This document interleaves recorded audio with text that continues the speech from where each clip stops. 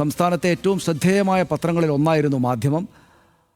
അത് മനോരമയും മാതൃഭൂമിയും ദേശാഭിമാനിയും കഴിഞ്ഞാൽ കൂടുതൽ വരിക്കാരുള്ള ഒരു പത്രവുമായിരുന്നു. വളരെ സുഘടിതമായിട്ടുള്ള ഒരു ജേർണലിസ്റ്റുകളുടെയും മറ്റ് ജോലി ചെയ്യുന്ന ആളുകളുടെയും ഒരു വലിയ നിര, ബഹുമാന്യമായ നിര അവിടെ ഉണ്ടായിരുന്നു. നമ്മുടെ സംസ്ഥാനത്തെ ഏറ്റവും തലപ്പൊക്കമുള്ള മാധ്യമപ്രവർത്തകനും ചരിത്രകാരനുമായ PK ബാലകൃഷ്ണൻ തൊട്ട് ഇങ്ങോട്ട് ഒരുപാട് ആളുകൾ പ്രവർത്തിച്ച ഒരു പത്രമാണ് അത്. അവിടെ ഇപ്പോൾ വലിയ സമരം നടക്കുകയാണ്. ഈ സാമ്പത്തിക പ്രതിസന്ധിയൊക്കെ കോവിഡിന് ശേഷം പത്രങ്ങൾക്കുണ്ട് എന്ന് ലോകത്തെല്ലായിടത്തു നിന്നും വരുന്നുണ്ട്. പക്ഷേ ആ സാമ്പത്തിക പ്രതിസന്ധി കൊണ്ടല്ല, മിസ്മാനേജ്മെൻ്റ് കൊണ്ടാണ് എന്ന് തൊഴിലാളികൾ പറയുന്നു. ഒപ്പം ഈ ഇപ്പോൾ ഇങ്ങനെ പിരിച്ചുവിടുന്ന സമയത്ത് പോലും അവരോട് അങ്ങേയറ്റം മോശമായ രീതിയിൽ നീതി നിഷേധം നടപ്പാക്കുന്നു. പ്രത്യേകിച്ചും ജമാഅത്തെ ഇസ്ലാമി ഇപ്പോൾ വലിയ രാഷ്ട്രീയ വർത്തമാനങ്ങളൊക്കെ പറഞ്ഞ് UDFൻ്റെ ഈ ഒരു ഘടകകക്ഷിയാകാനൊക്കെയുള്ള ശ്രമങ്ങളൊക്കെ നടത്തുമ്പോൾ തന്നെയാണ് ജമാഅത്തെ ഇസ്ലാമിയുടെ ഭാഗത്ത് നിന്ന് ഇത്തരം മോശമായ കാര്യങ്ങൾ ഉണ്ടാകുന്നത് എന്ന വിമർശവും വരുന്നു. എങ്ങനെ കാണണം ഈ സമരത്തെ?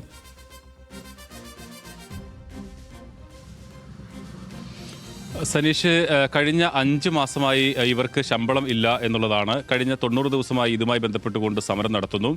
മാനേജ്മെൻറ്റിൻ്റെ ഭാഗത്ത് നിന്ന് ഒരു തരത്തിലും ഒരു പരിഗണനയും ഈ ജീവനക്കാരോട്, ഇവിടുത്തെ ഒരു പരിഗണനയും ജീവനക്കാരോട് ഉണ്ടാകുന്നില്ല എന്നുള്ളത് മാത്രമല്ല, അവരോട് സ്വയം പിരിഞ്ഞു പോകാനുള്ള സമ്മർദ്ദം ഓരോ ദിവസവും ചെലുത്തിക്കൊണ്ടിരിക്കുകയാണ്. ഇപ്പോൾ തന്നെ 130 ജീവനക്കാരാണ് മാനേജ്മെൻറ്റിൻ്റെ സമ്മർദ്ദം താങ്ങാനാകാതെ അവിടുന്ന് സ്വയം പിരിഞ്ഞു പോകേണ്ടി വന്നിട്ടുള്ളത്. ഇവരോട് പറയുന്നത് പത്രം, നേരത്തെ സനീഷ് സൂചിപ്പിച്ചതുപോലെ പത്രം വലിയ പ്രതിസന്ധിയിലാണ്.